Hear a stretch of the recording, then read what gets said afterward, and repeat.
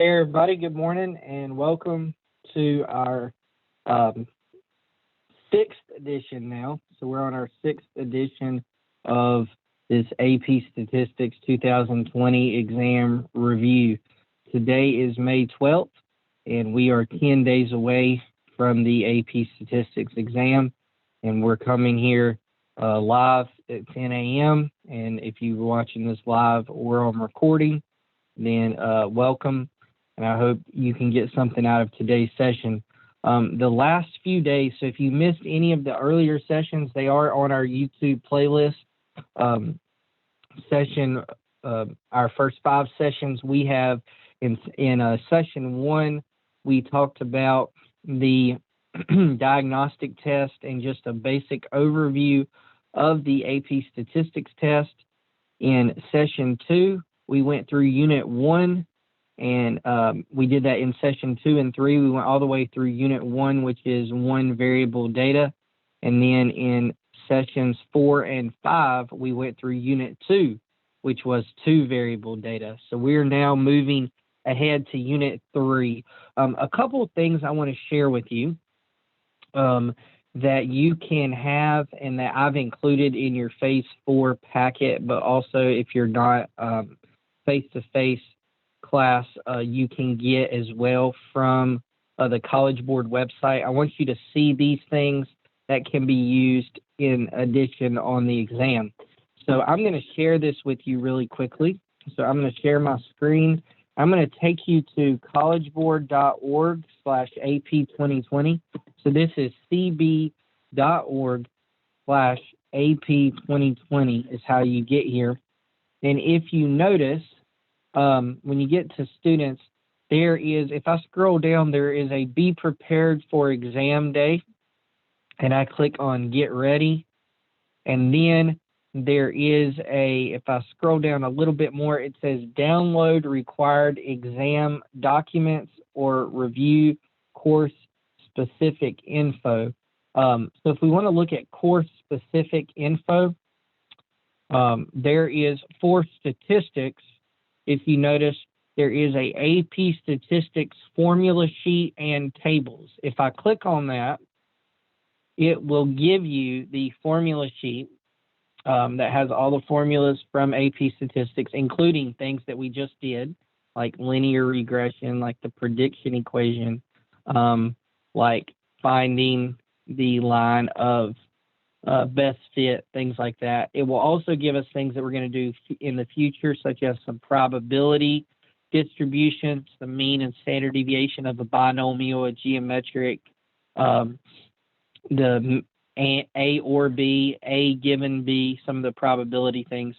You'll also get some information on a confidence interval and a test statistic. Remember, test statistic is a z-score, so that's x minus the mean divided by the standard deviation. There are a few other things that could be used, but very rarely will. There's these tables for z-scores. When you're doing normal CDF, typically that's what you're doing. So if you're used to doing normal CDF on the calculator, then you're probably not going to use those tables, and you're probably just going to use the first 2 sheets. But I've printed those off and put them in your packet for Phase 4, but also if you want to at home, you could print those and have those with you.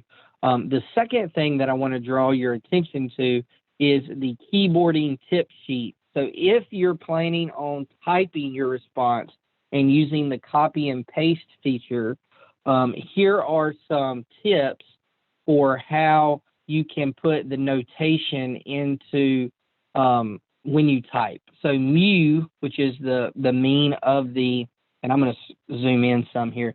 Mu, which is the mean of the population, you would actually write just as mu. X bar, you would write X bar. P hat, sigma, alpha, this is beta. Q3, see how they want you to write Q3? You could write it like this.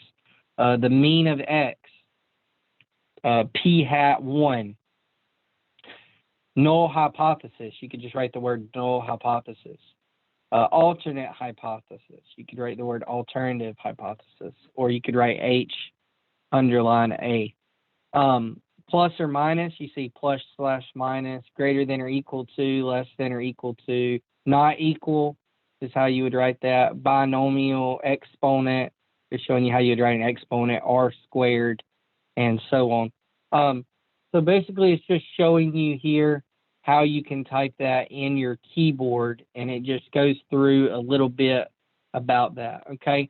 So make sure you read through that and that you have that with you too, because, you know, if you're doing a hypothesis test, it's interesting for null hypothesis, they don't want you to just write HO. It would be H_O or H_A, or just writing null hypothesis and alternative hypothesis.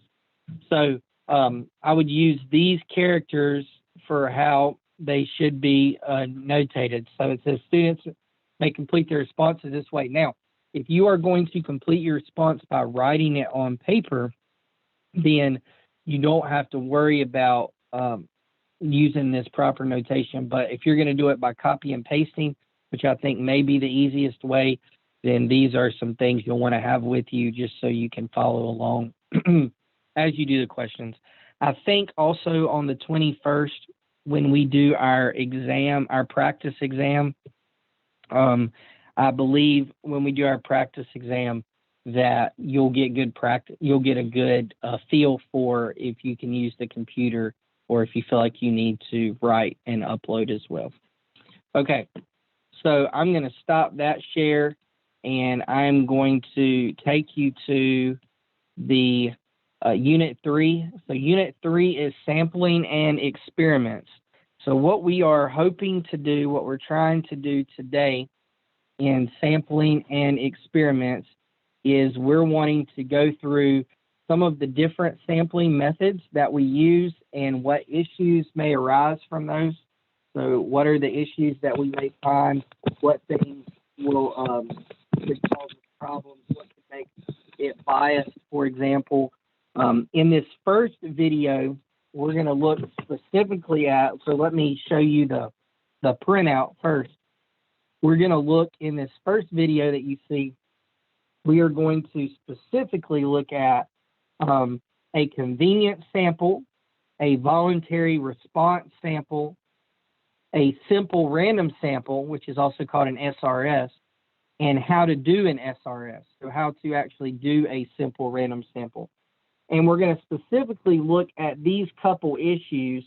The issues that are commonly addressed are under coverage. We're going to look at non-response bias, and then we're going to look at what is response bias. So what's the difference between non-response bias and response bias? So we're able to see that as well. Then we're going to look at the difference between a stratified sample and a cluster sample. So those are two that are commonly mixed up, and then have some AP exam tips at the bottom. Okay, so if you'll follow, we are going to go to, I'm going to be able to share this with you. We're going to go to video 3.1, sampling methods and issues that could arise.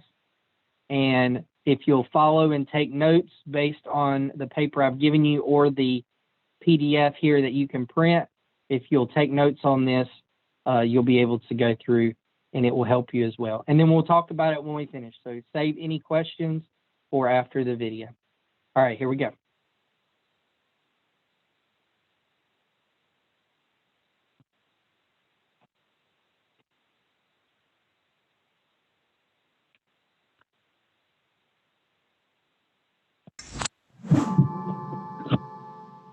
Hi, I'm Lindsay from the Stats Medic, and you're watching video 3.1 on sampling methods and issues.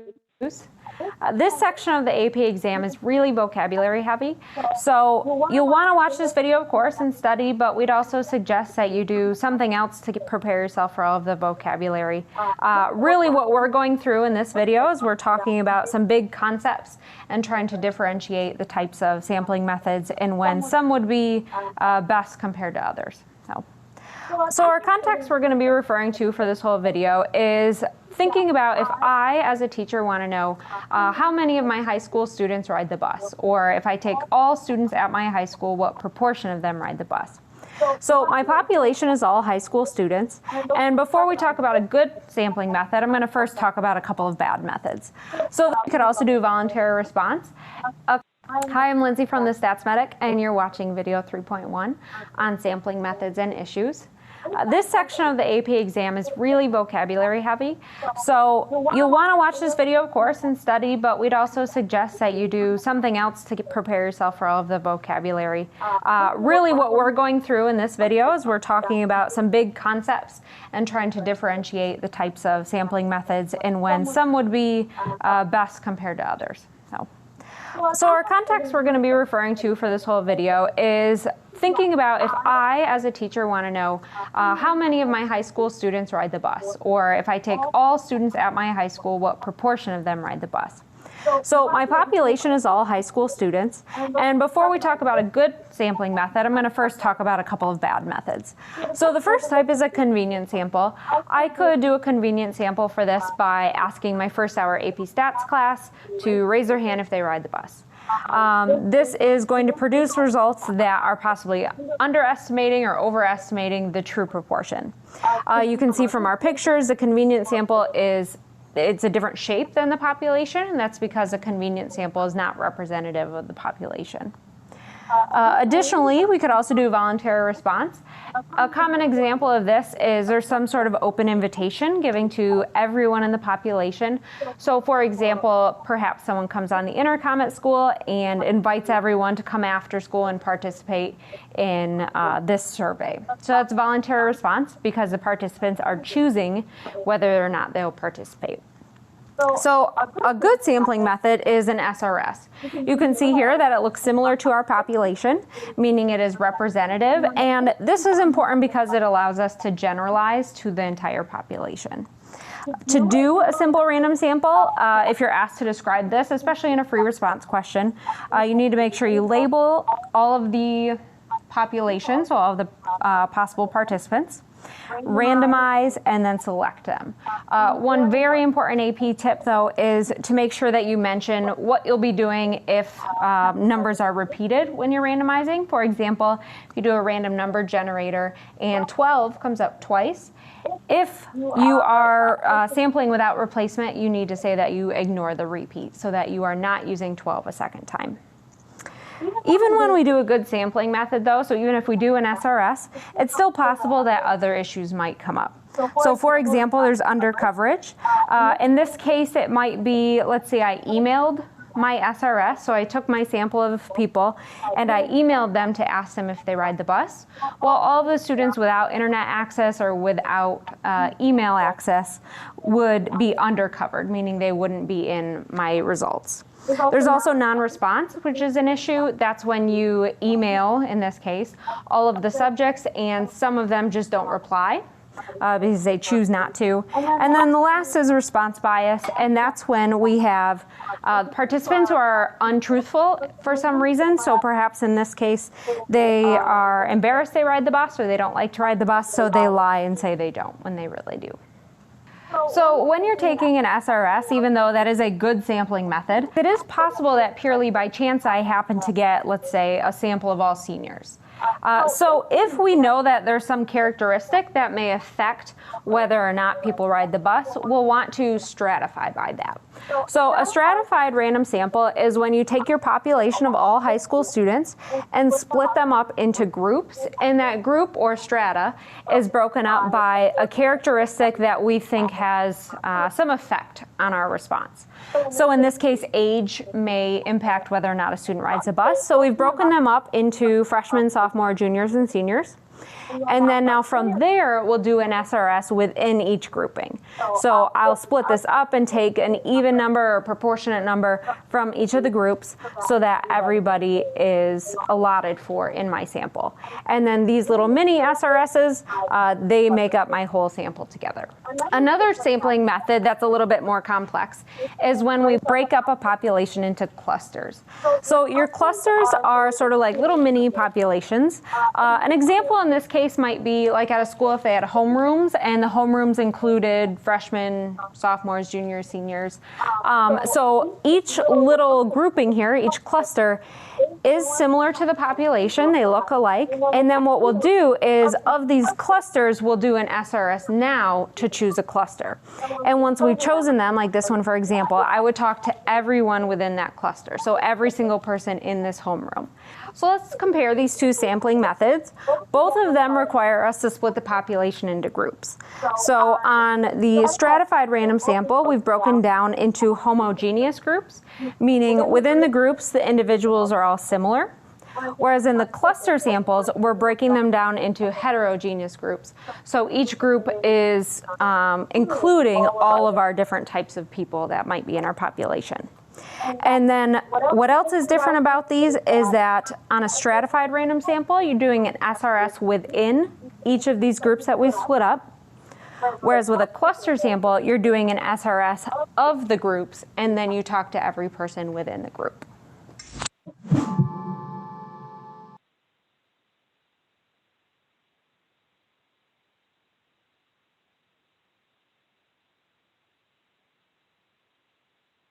So let me take you back here as we're looking at this. A key topic is the stratified sampling. So first of all, a convenient sample is not a good sample, right? Because it's just picking what is convenient to you, what's right beside you, or what's easiest. Typically, that's going to be people that think like you, or people that are the same as you, or just the people that are right beside you. And that typically makes it not representative of the entire population. A voluntary response sample, the reason it's not a good one is because people don't have to respond. And typically we only get the strong opinions. The people that really care will respond. And the people that are in the middle, we miss all them because they don't have to respond. They're not required to. A simple random sample is our basic type of sample. And that's where everybody has an equal chance of being selected. And again, how you do a simple random sample is you label everyone. You give everybody a number or label them in some method. Then you randomize it by maybe putting it in a hat and shaking it up, maybe giving everybody a little ball, ping pong ball, and putting it in a machine, whatever you do, but you have to randomize it, and then you select people for your simple random sample. The issue with sampling is even if you take a good sample, there are possible things that can happen under coverage. So it is possible that some people don't get selected or they're not able to be a part of it. So you have to make sure, if you're doing a phone sample, for instance, you have to make sure that what about the people that aren't able to answer the phone or don't have a phone? You have to account for everyone. If you're doing one at school and some people don't have an afternoon class, then you have to make sure that how you're going to catch some of those as well. Non-response means the people that you selected to be in your sample, but you don't get a response from. So, if you've selected 100 students to be in your sample and only 50 actually respond to you, then how do we know what the other 50 would have said, right? Because that could have affected our results. And then response bias is when people will lie to you. So, if a teacher is running an experiment about school, they may say something different to them than they would one of their friends. And so response bias is when their actual response is not truthful and it's biased. Stratified and cluster sampling, you can see on this video right here, stratified sampling is the better method of the two. So stratified sampling is the one that you would want to use if possible. And what stratified sampling does is it takes a characteristic that is very important, such as what grade they're in, and it uses that to split them up into groups, and it makes sure that we get a nice representation of each grade. So it makes sure we get a sample, a randomly selected sample of freshmen, a randomly selected sample of sophomores, of juniors, and of seniors. The difference in that in cluster sampling, it splits them up into groups, but the groups aren't necessarily, they're just from all high school students. So, and then you're taking an entire group and sampling it, whereas you may still not get freshmen, sophomores, juniors, or seniors. So it doesn't guarantee you what stratified does. Stratified guarantees you to get a simple random sample within each group. So that's the good part of using a stratified random sample. Obviously, if you think about it, a stratified random sample is going to cause you a little more work. So it's going to you're going to have to do a little bit more than you would if you just did a simple random sample, because now you're going to have to split them up into the 4 grades instead of just randomly sampling from one entire population. So are there any questions that you guys have from 3.1, which is sampling methods and issues? So I have that on my screen here, the sampling methods and issues. Is there any question that you have that I could answer on that? So I'll give you just a second to respond if you have any.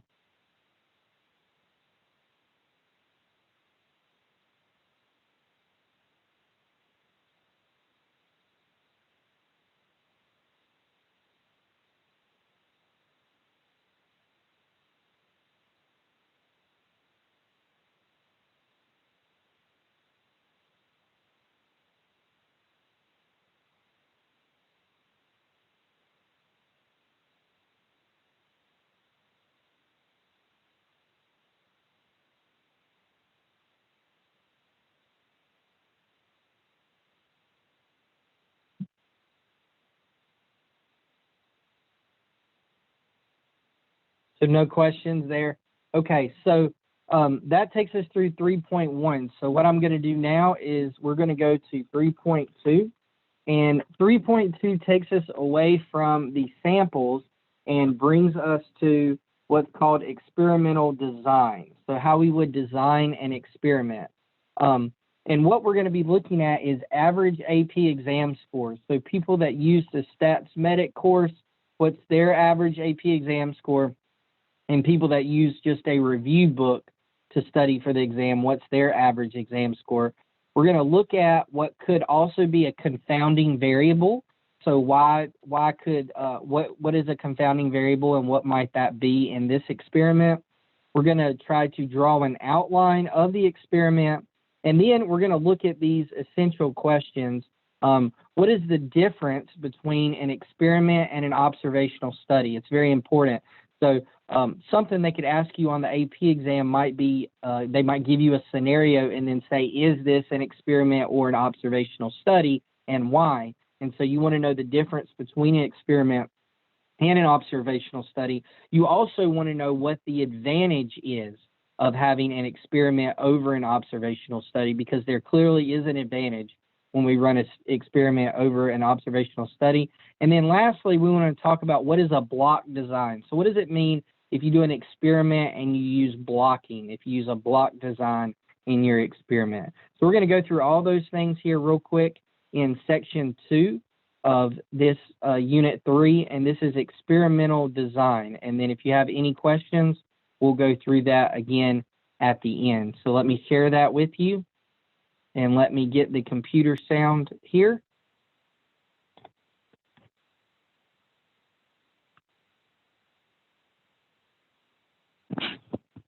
And here we go.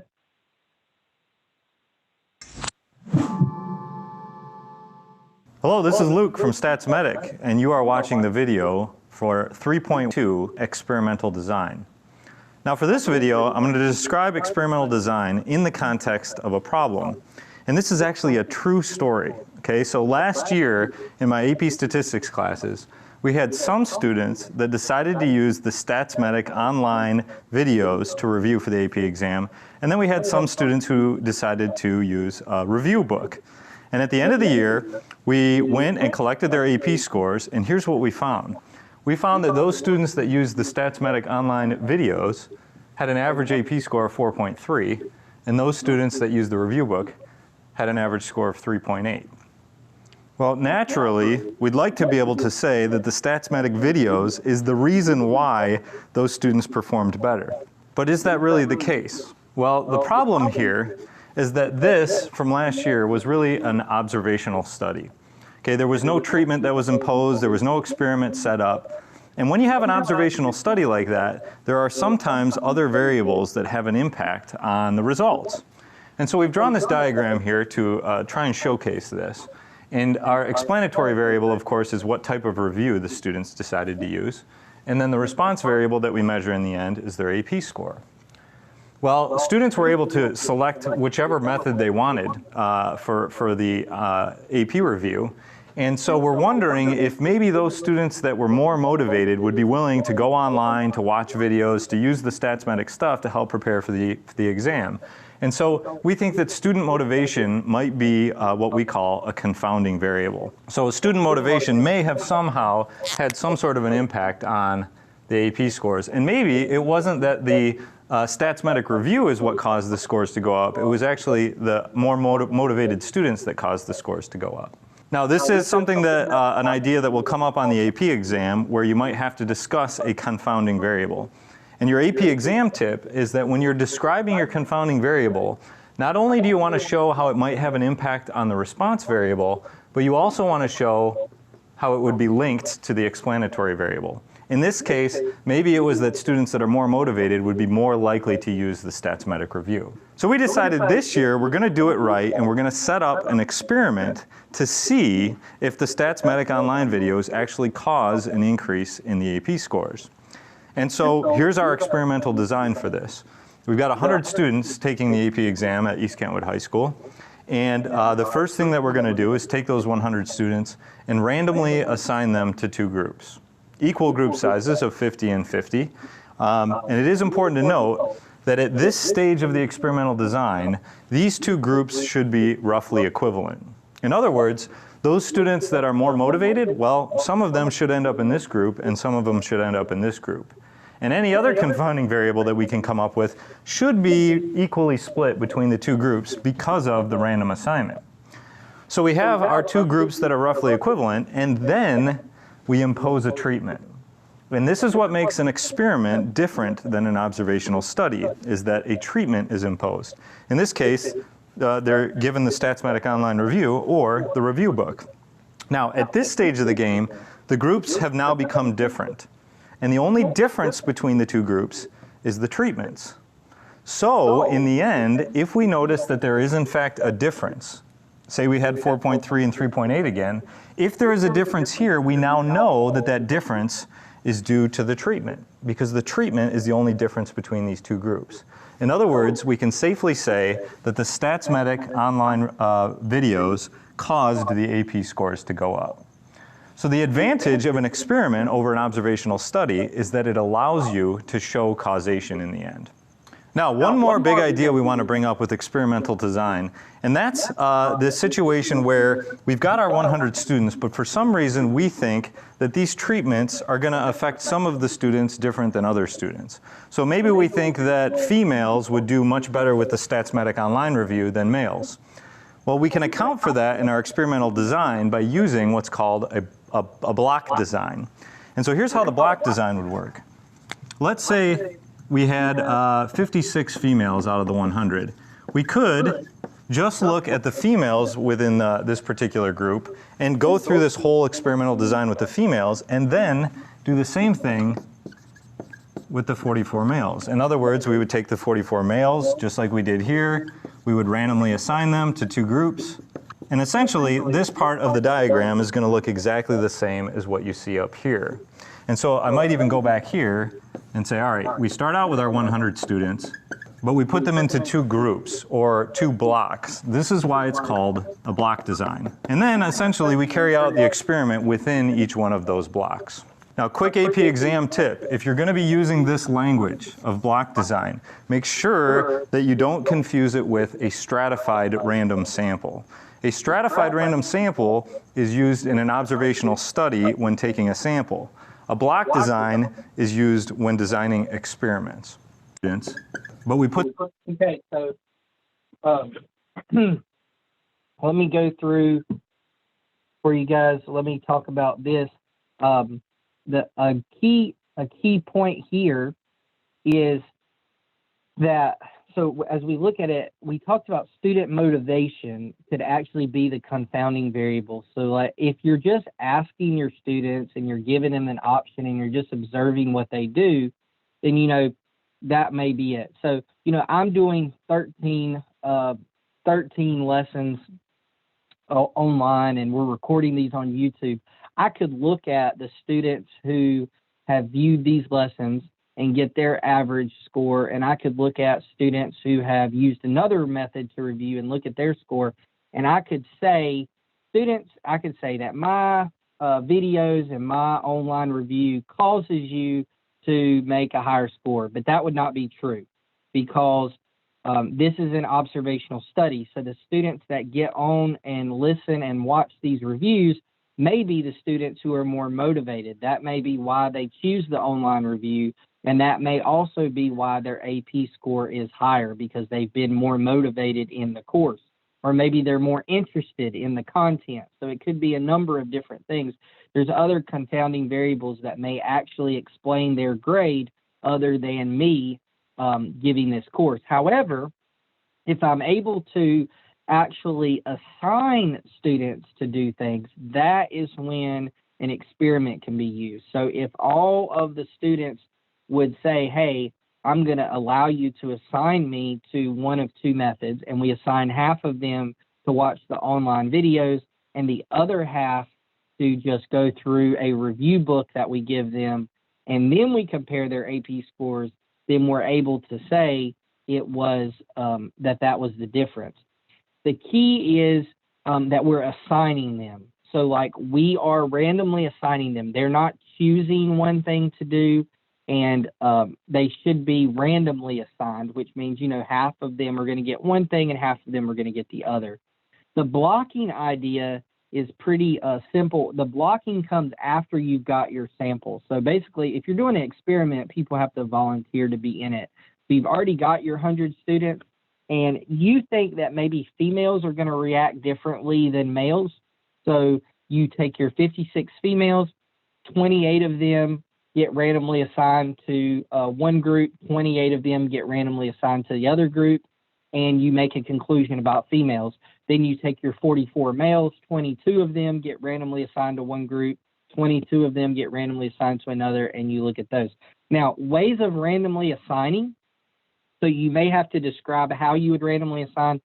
Again, ways of doing that are putting names in a hat, and the first name goes to group one, the second name goes to group two. After you've shuffled it each time and mixed them up really good, you could say that you were going to flip a coin, and heads meant group one and tails meant group two. And once you got 22 heads, then, you know, the rest of them went to group two. There's many different ways that you could be randomly assigning them to the two groups. But the key is, in an experiment, because of the random assignment, we're able to get rid of any confounding variables. And because we're able to get rid of the confounding variables, then we can go straight from the explanatory to response. So in an experiment, if we see that the type of review changes the AP score, then we could actually say that the type of review caused the AP score to change. And that's the advantage of an experiment, is we can say that this actually caused this to happen. Whereas in an observational study, we can see that there's a link between the two things, but there may be other factors that we're not controlling, that by randomly assigning, that people are being able to choose. There may be just some other factors that we're not able to have control over. But observational study, you know, we're just watching people doing what they're already doing. Whereas in an experiment, we're taking these people, we're assigning them to treatments, we're telling them what they need to do, and then we're getting the results of that. Okay? So does anybody have a question about that?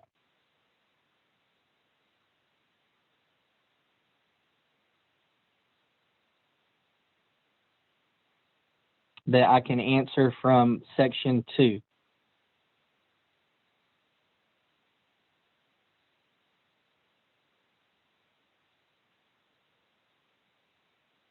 And this also goes into our hypothesis testing. So this happens all the time. So like right now, for instance, there is a cancer therapy. It's not necessarily a cancer drug per se, but it's a treatment that they're saying, okay, we should impose this treatment as people are getting ready to do chemotherapy. And they think that it will help them live longer. Now, however, though, for this to actually be true, they actually had to run an experiment, and they're still in the process of it. But they run an experiment, and there has to be volunteers. So there has to be a group of, I think there were 900 or so. There has to be a group of participants in this experiment. Then they have to randomly assign them. So one group gets the normal treatment, the other gets the new treatment. Then they have to watch them over time and how their health is, like who passes away or who's still healthy after the chemotherapy. And then the only difference between the two groups was the new treatment. And so then if they will go through and with hypothesis testing, they'll take the p-value and they'll be able to say how significant was that difference.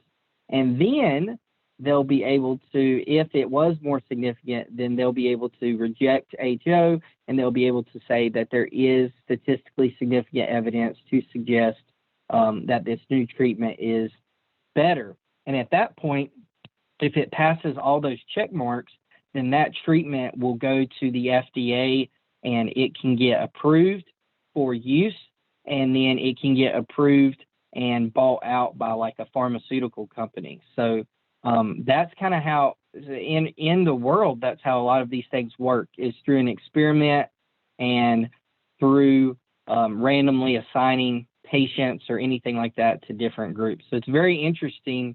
A lot of the things that you're seeing right here in the AP statistics course transition over, and they're happening all the time around you. So, if nothing else from section 2, I'm going to take you to the free response question.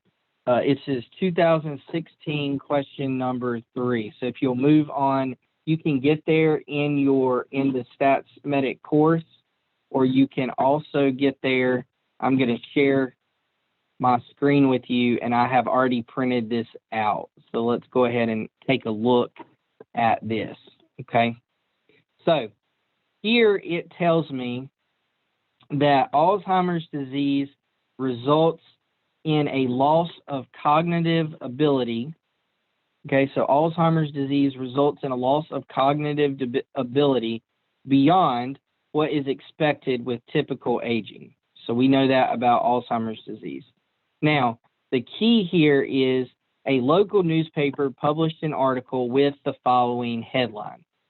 So the following headline says, study finds strong association between smoking and Alzheimer's disease. The article reported that a study tracked the medical histories of 21,123 men and women for 23 years. The article stated that for those who smoked at least 2 packs of cigarettes a day, the risk of developing Alzheimer's disease was 2.57 times the risk for those who did not smoke. So identify the explanatory and response variables in the study is part A. So what is the explanatory variable? What do they think explains the response? What is the explanatory variable in this study? Can somebody give me that in here? Let's try to be as specific as possible. What's the explanatory variable? Yeah, the explanatory variable is whether someone smokes 2 packs a day or not, because we're looking at those who smoked at least 2 packs a day. So the risk of developing was that much. So the explanatory variable is whether someone smokes at least 2 packs a day or not. That's kind of like our threshold. So we're like, if they smoke 2 packs a day or more, like they are getting, their risk of developing Alzheimer's is going way up. Okay. So what's the response? So we just kind of said it, but whether someone smokes, whether someone smokes at least 2 packs a day or not should explain what?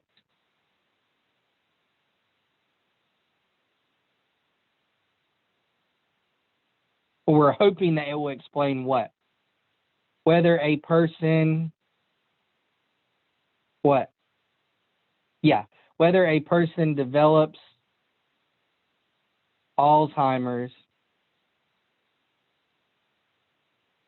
or not. So again, as you're looking at your explanatory and response variable, think about what the study's interested in. It's interested in saying whether someone smokes at least 2 packs a day or not will explain whether a person develops Alzheimer's or not. So they're saying that a person who smokes at least 2 packs a day or more is going to be at a much higher risk of developing Alzheimer's than a person who does not. Okay, so is this study that they're describing here, is this an observational study or an experiment?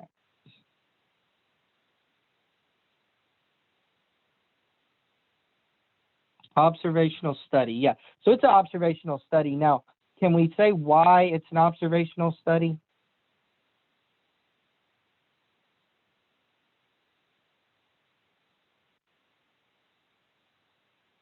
They did not assign treatments, and they just looked at their medical history, right? They did not assign treatments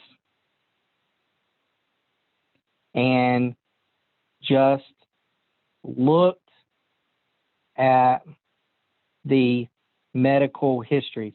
Would it even be ethical to assign treatments in this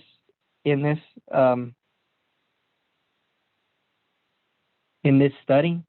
Like, if you did assign treatments, right, you would be telling someone you've got to smoke 2 or more packs a day, and you would have to tell the other people you don't. So it would not even be ethical, because technically you would be telling someone to smoke and what you think harms themselves, and do something that harms themselves over that. So you would not, a study with smoking or anything that we think could harm a person is not going to be an experiment either, because it would be unethical. So that could be part of your explanation, that ethically we could not assign people to smoke if they didn't already. So that would be, again, why it's an observational study. So anything with that, and especially when we're looking at the long-term effects, we're just observing them over a long period of time. So it is an observational study. So part C says exercise status, whether they have regular weekly exercise versus no regular weekly exercise, was mentioned in the article as a possible confounding variable. Explain how exercise status could be a confounding variable in this study. So a person who exercises more regularly might what also? They might what? A person that exercises more regularly might be more worried about their health.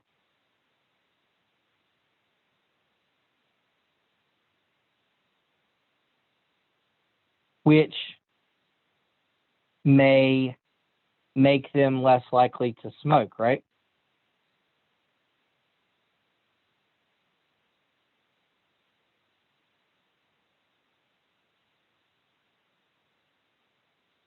And then also,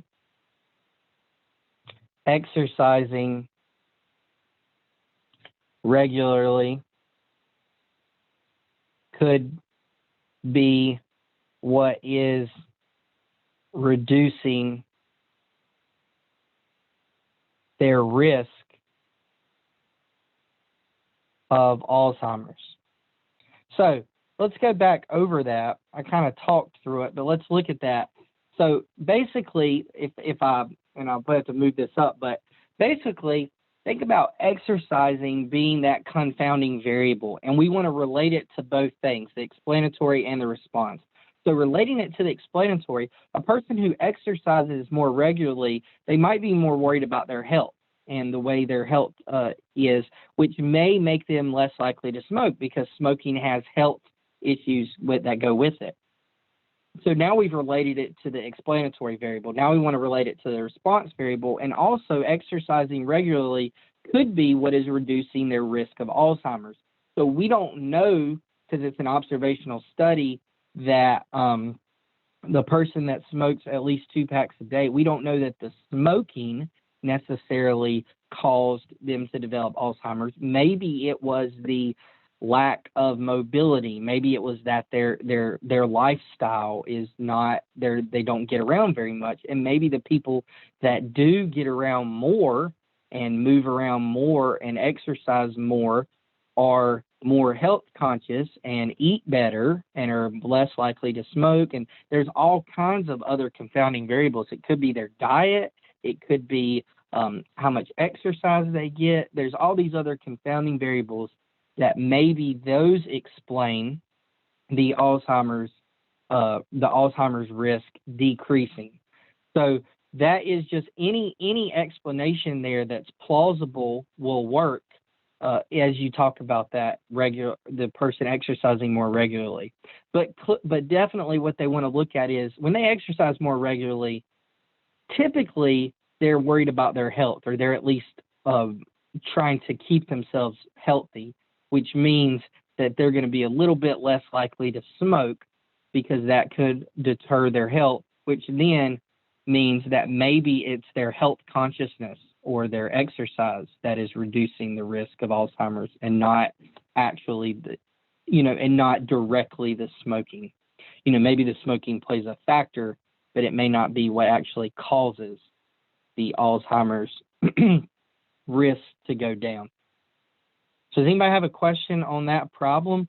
So that was a great problem about, and there was remember, there's no math really in this entire unit. Unit 3 is very, as we talked about, it's very vocabulary heavy, and there's very little math involved. So you see an explanatory variable, a response variable, determining whether it's an observational study or experiment, and then explaining how a confounding variable would work. I would say you may see one of these parts in in the exam. So I would say you'll probably see one of these, A, B, or C, somewhere in an exam question. You're not going to see all of it, but they definitely will want to know something about the experimental design. So any other questions from this free response?